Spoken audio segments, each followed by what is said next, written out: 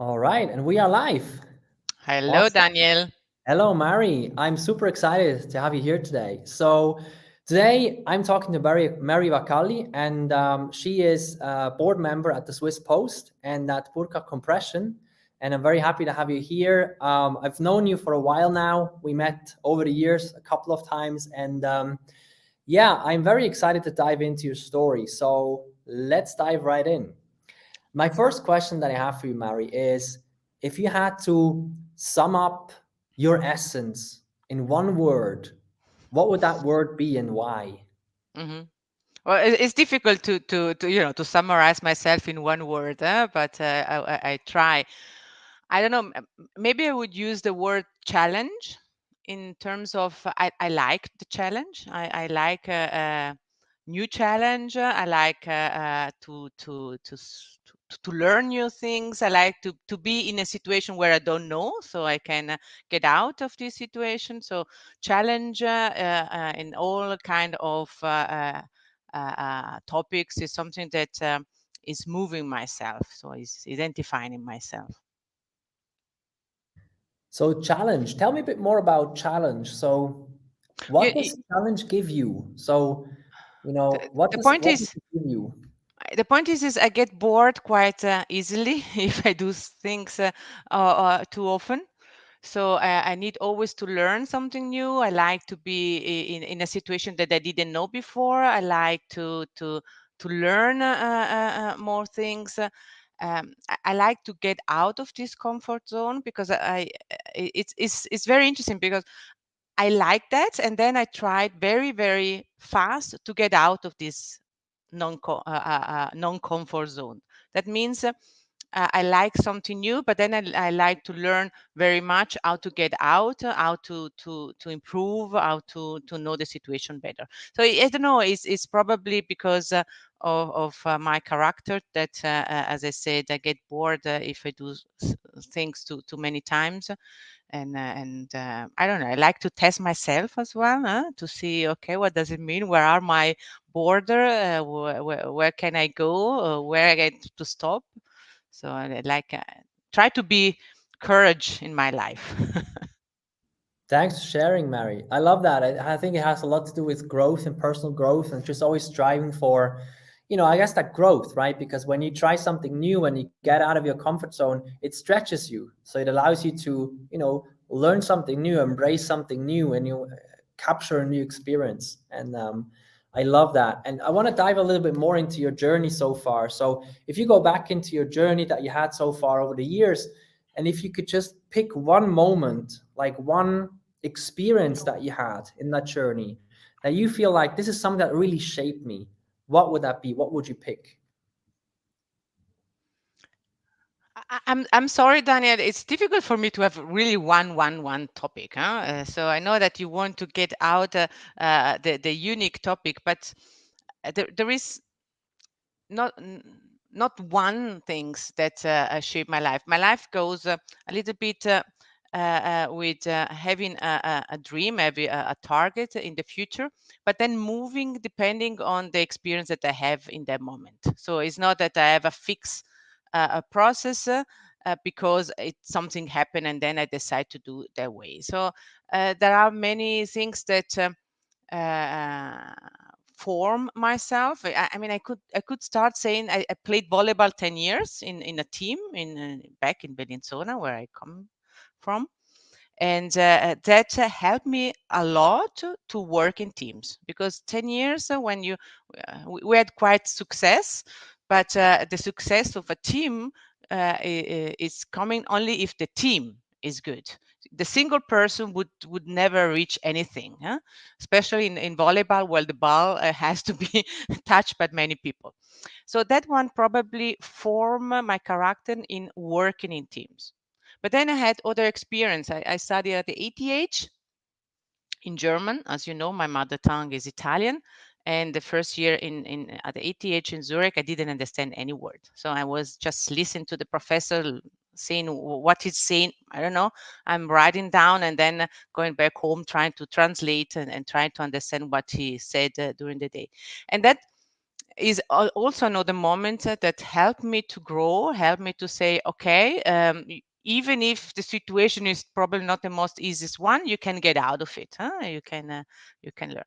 And then other topics that happen, other things that happen in my life. I changed a couple of industries. You know that. I went from industrial engineering and industrial projects to telecommunication, to finance, and every time I enter a new industry is helping me to develop further because I'm in a new environment. But to say there is one topic that defined my career or defined my development is difficult. It's really interesting, and I love that you challenged it, to say let's not talk about one, but there's several. What I find really interesting is what you shared with ETH, for example, because to me that goes directly back to challenge, right? Being in a new environment where like you don't speak the language, and you're being at ETH itself is a challenge, right? And then not understanding or speaking the language takes it to a whole new level, but it's probably something that you actively jumped into, right? And the same thing with volleyball, and the same thing with changing industries, right? Changing industries and coming into a new field again is once again a challenge. I love how it relates back to this thing that you mentioned at the beginning, which is challenge basically. And that I guess that hunger for growth and that hunger for challenge. And something else I'm super interested in is because is like to understand better, like what is it that drives you to get up every day? So you've been in many senior executive CEO roles, now you're a board member, and I'm just super interested in knowing more about what is it that drives you, what keeps you motivated.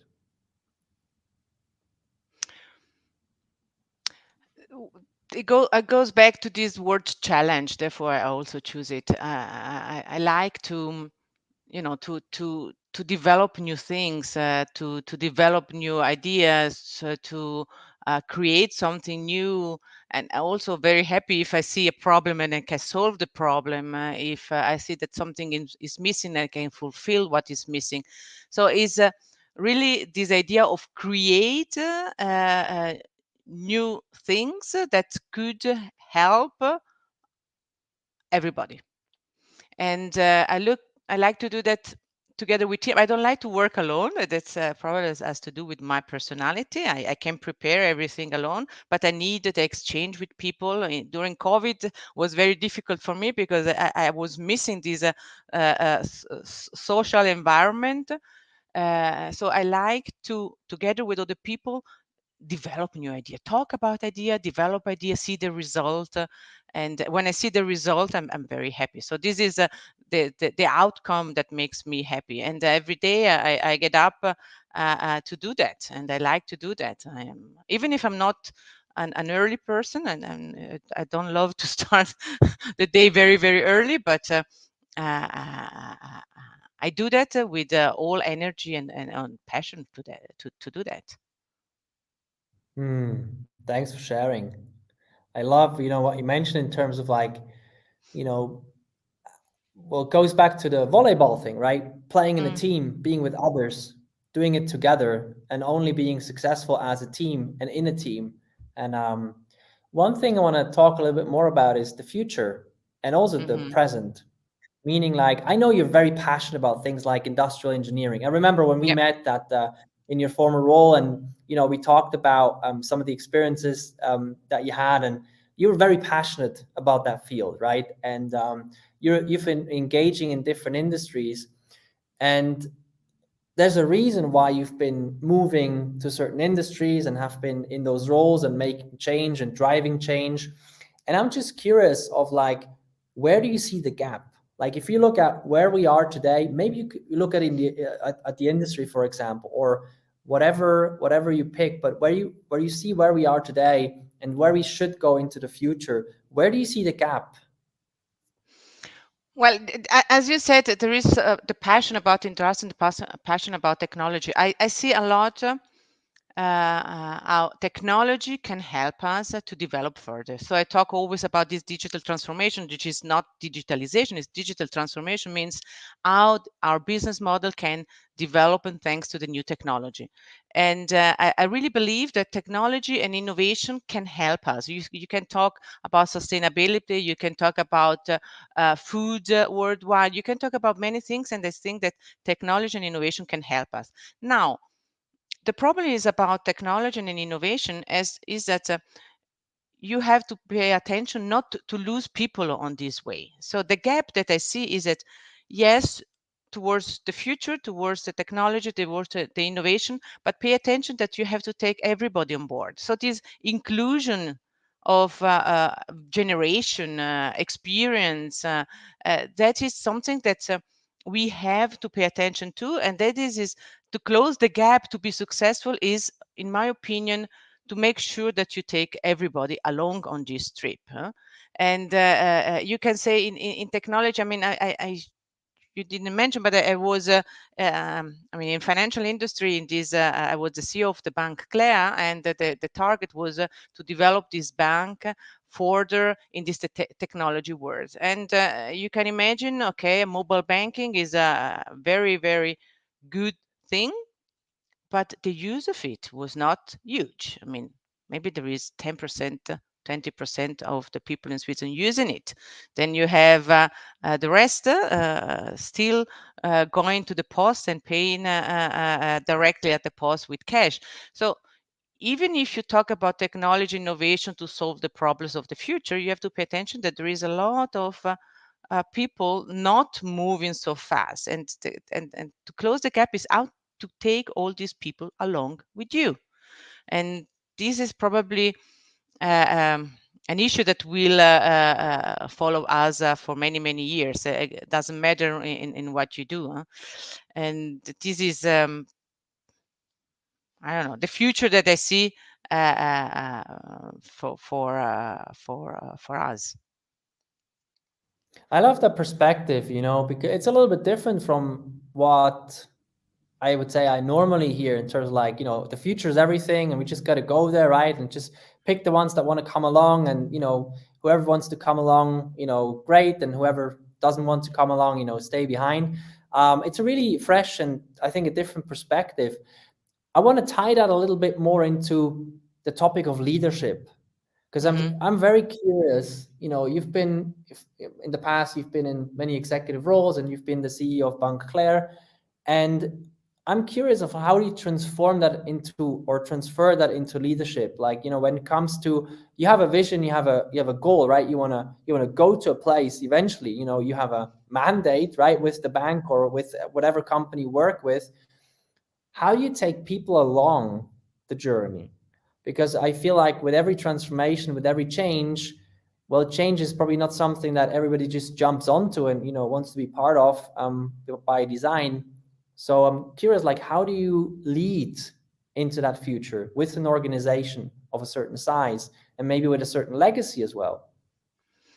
You said something very important about taking people along, and not everybody will come, and we can also forget about them. Even if I believe that you have to close the gap of various I don't know, generations or preparation, I have also to admit that in anything, when you have a change, you have, you know, a group of people following you right away, and then I have a group of people where you have to work with, and then I have a group of people where you hope that is very small, that it's difficult to move. So I'm focusing about leadership in the middle one. The first one, they go without having you even telling them to go. The last one are so difficult to move that you have to think about where do you spend your time and your energy. So I would focus in the middle one. In the middle one, what I notice is very much willing to understand before to move. So the leadership idea that I have is that to involve people in at the beginning when you define what you want to change. Do they understand what you want to change? What is in it for them? How to cope with their they are many times afraid of the change because they don't know what would happen with them. So involving them at the beginning, explaining exactly what it is, the change, and the reason why, and being more transparent also about the bad things. When you have a change, it's not always for the good for everybody, but if you are transparent to say this is good for this part of a group of people, maybe it's less good for this group of people, but for the total is a good way to go. So transparency, showing the meaning, and including the people from the beginning is what in my experience, what is helping to go for these changes. But in the middle part of the group, you see what I mean? Yes, the people on the sidelines or on the tipping point, right? The people who are sort of like they could tip one side or the other, but you want to And take them along and move And them. interesting, even more, if I can add, the new generation, they want to be no even more to understand why they spend their time at the office. They want even more meaning. They want even more seeing, why should I do that? Huh? Maybe I don't know, my generation, or the generation even before myself. Sometimes we tend to follow because it has been said so, so we do so. And now we are in this changing, and the new generation are forcing us also to do more and more to explaining the reason why they want to know why they do things. They want to have really the word purpose is becoming a stronger meaning. And if you want to also have these people in your company, in your group working with you, you have to be more transparent. That you have to show that much more than what you did in the past. Yeah, interesting distinction, as well, like looking at people more individual in terms of versus just like saying, okay, this is one strategy, and it's just like this is how everybody is going to be involved. Looking at things a bit more individual, depending also on like different people's needs and their generation as well, like how they look at And things. And they're very eager to know it. I have probably in my career had more the young people asking me why we do things than the older people, and then you are sometimes in the difficulty to explain, because not everything probably is well thought, and they challenge you to explain more and to see other view, uh, and to use also other opinion in your development. So for me, it's very interesting, and I'm very happy to do that. I love to have also this kind of exchange, and I believe that if you include the people explaining more and showing more transparency, that the leadership comes easily. Mm, mm. I love that. That's an interesting way of looking at it. It's not like it's like leadership is something that happens and not something that you focus on leading, but leadership is something that happens if you understand the individual and if you understand their needs and if you're able to work with that. You cannot force motivation. People have to be motivated themselves. You can just help them to be motivated. Yes, that's a great quote. I'll probably pick out from this. Wonderful. Now, I want to talk a little bit more about, the external side of things, from the organizational perspective, focusing outwards into the market. And, we can talk about banking, we can talk about the industrial part, we can talk about both or something else entirely. But what I'm really interested is like, as an organization in a world that is constantly changing and sometimes changing extremely fast, sometimes overnight, how do you stay relevant for customers? How do you stay relevant in the market when things change and they evolve and things become different? Customer needs become different. How do you stay relevant?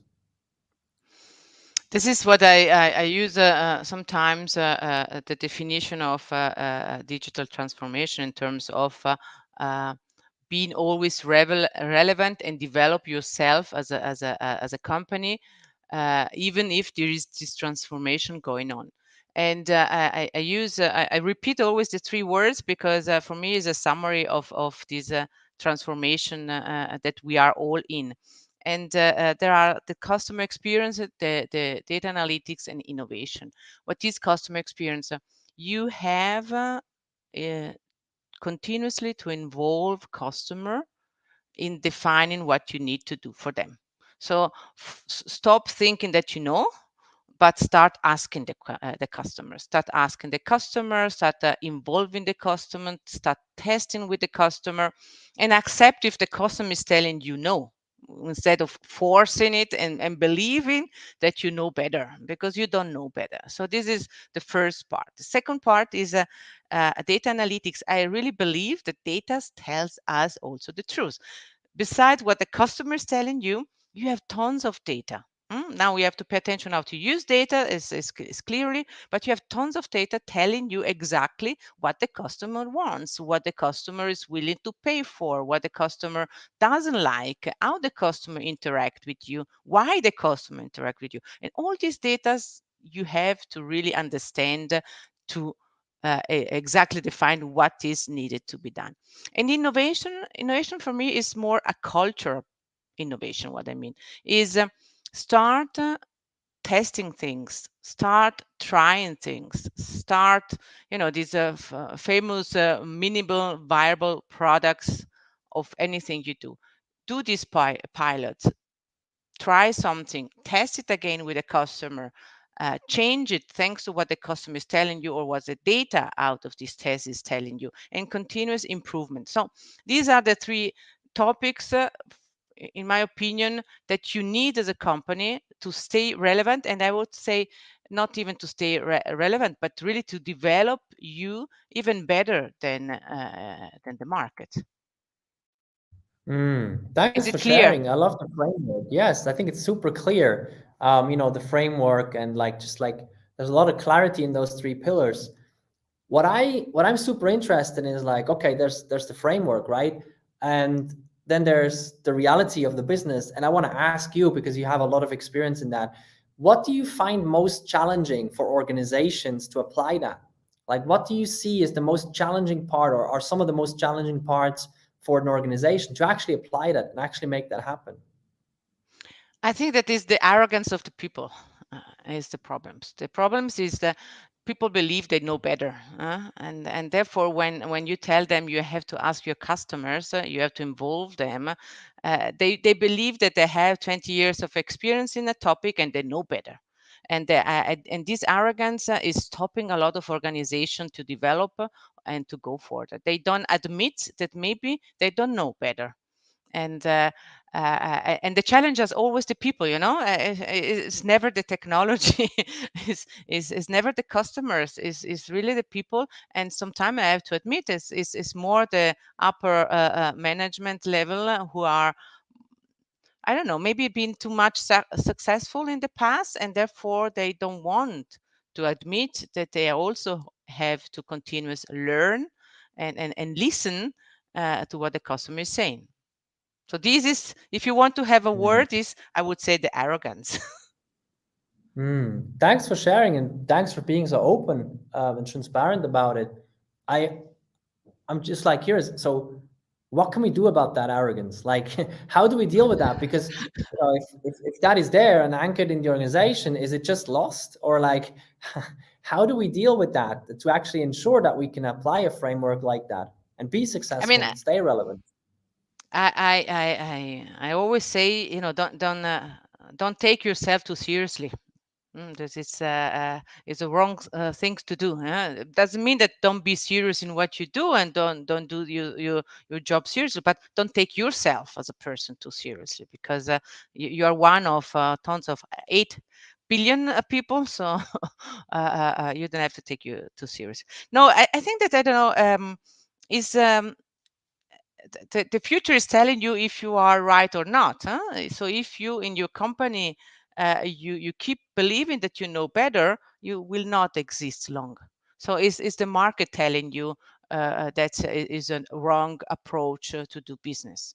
So people will learn from the result they achieve and the result they don't achieve. I think as well that maybe being a more with the new generation, especially forcing us to show more content on what they do, maybe they will also help us to listen more to our customer. But I would say that the result will tell you if it's correct or not correct. And you can keep telling it, you can keep talking about it. You have to be also have the courage also to change people maybe been blocking certain development, and success of the past is never or is not necessarily giving you the security of the success of the future. So this is a couple of lessons learned.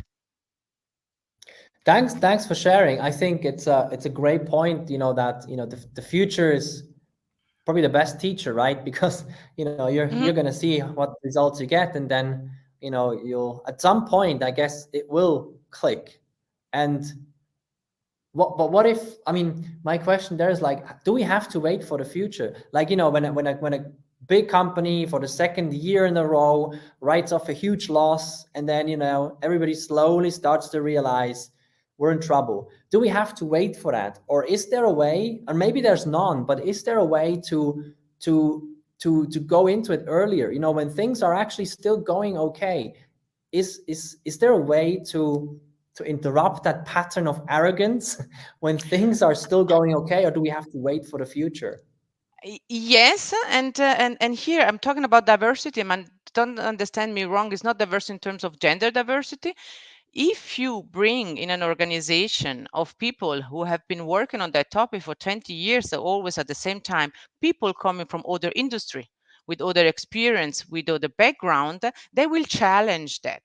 And this is what I believe, that diversity has a real big role in the success of a company. And again, gender diversity is one diversity, but I'm talking really about other experience, other industry, because you see the topic from another point of view. You don't extrapolate from the past what you want to do in the future, but you try together with all these people to see the future and try to extrapolate what you have to do today to reach that one. So probably creating more diversity in the team will help you to stay relevant. But this is a challenge, because the more the team is diverse in terms of know-how and background and experience, the more you need to discuss things, the more you need to talk about it. But then at the end, you receive probably not the fastest result, but the best result. I absolutely love that, and maybe it's obvious now that we talk about it, but I think it's not so obvious usually, when everybody's locked into their little, tiny little industry and niche focus. And, just taking banking as an example, right? It's just all the bankers, right? And like, want to build technology, want to build customer experience, want to do that, but it's just like, everybody from the same industry, everybody from the same field, everybody from the same background. And I love that way, like diversity, almost like a secret weapon of like, to break that open, because I think it's an amazing way to actually accelerate that future, because instead of waiting for the results, you install, something that allows people to maybe slowly and incrementally talk to the other people, understand their experiences, get insights, sit in meetings and workshops with people who have completely different perspective, and argue on a completely different level. And I love that. And I love what you said, is like, you're not going to get the fastest result, but probably the best. And sometimes I think that's really difficult also to accept, right? Because by design, we probably want fast. We want it now. We want it yesterday, right? We want the result right now. We're very much driven as humans, probably like that, right? We want the quick win and the fast result. But most likely that's not the best one. The best one is most likely going to be the one that has been shaped for a long time, just like the diamonds, right? Diamonds are not like created overnight. They've been shaped and created over centuries. And I love that very much. Now, one more thing I want to ask you before we dive into the final part is like, when it comes to when it comes to innovation and when it comes to, making things better and investing in things that are new, investing in things that are not proven and don't have a 1 year horizon of break even and positive ROI, and you can put into a spreadsheet and project out with 90% accuracy and things like that. I'm super interested to hear your perspective from the other side of the table as the CEO, as a board member. What do you need in order to understand, on the one side, what somebody wants to achieve or what a group wants to achieve when it comes to innovation and new things and investing in new things, and what you need in order to provide buy-in? At the end of the day, it has a lot to do with budgets, right? With allocating money. And, I feel it's very often it's easier. Let's take a hardware company, right? It's, and then, we want to develop a digital business model. My experience, what I've seen very often is like the digital part just gets the leftover of the budgets, right? And everything else just needs to keep running. And then if there's something left, we'll give that to the digital part, right, to play with.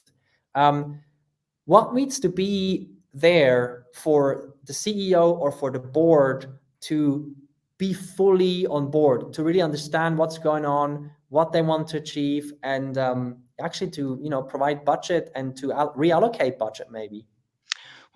I can talk about my experience. The point is that if you want to do innovation, you said it very clearly. You don't have the classical business case where exactly the return on investment will be in 2 years with that return. You don't know, because you don't know what you are going to do. Therefore is innovation. It doesn't exist yet. So what is important is always to show the vision. You have to show what do you want to achieve in 5 years, 10 years, and talk about scenarios. You believe there could be scenarios 1, 2, and 3.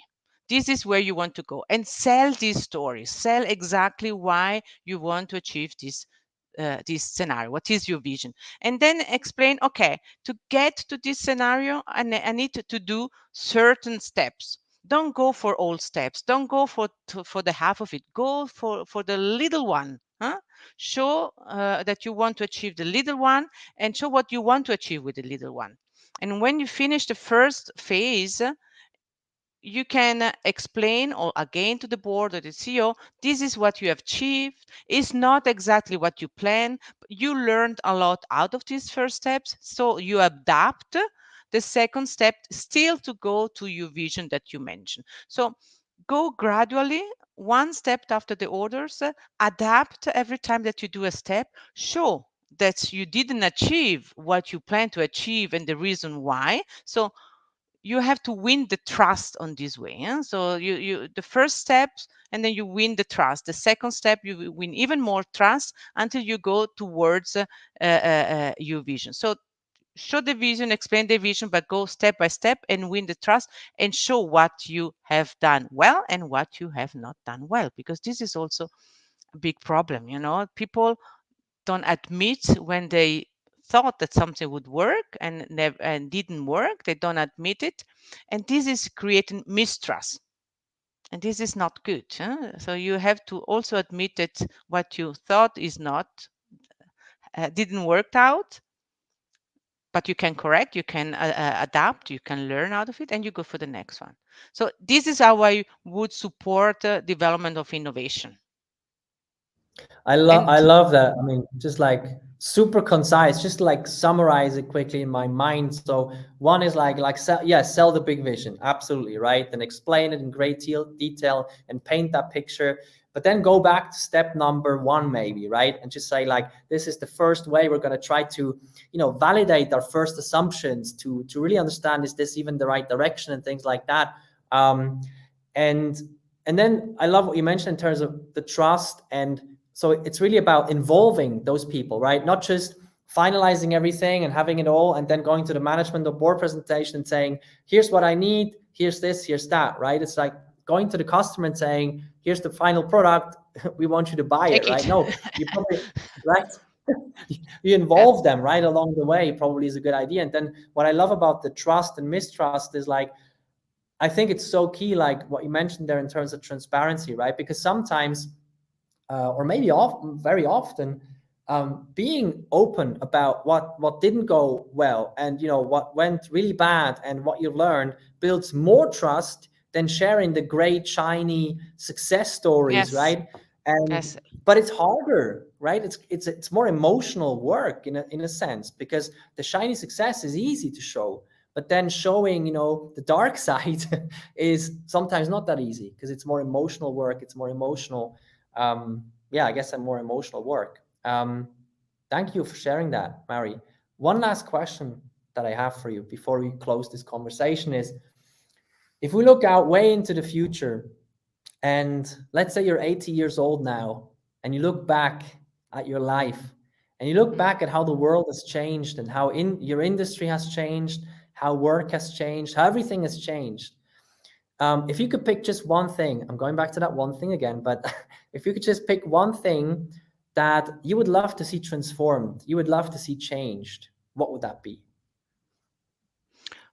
I don't think that in 30 years we will have a huge change. Unfortunately, it goes to everything goes slower as what we thought. But I'm very keen about this the topic of sustainability, and I believe that for the first time that maybe we all have a target that we would like to achieve. And this is maybe going in 30 years, we talk about 2050, that we have a target about this net zero carbon emission.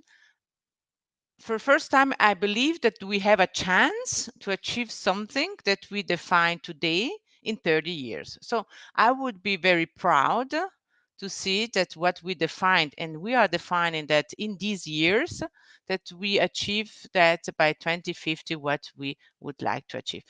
If something is happening, these things is happening, I'm very happy. And this because to get there, you need a lot of other things working. Then I go back to innovation, then I go back to new technology, then I go back to collaboration, then I go back to inclusion. And if you have this target achieved, you have achieved many other targets along the way. So see, I had one topic for you.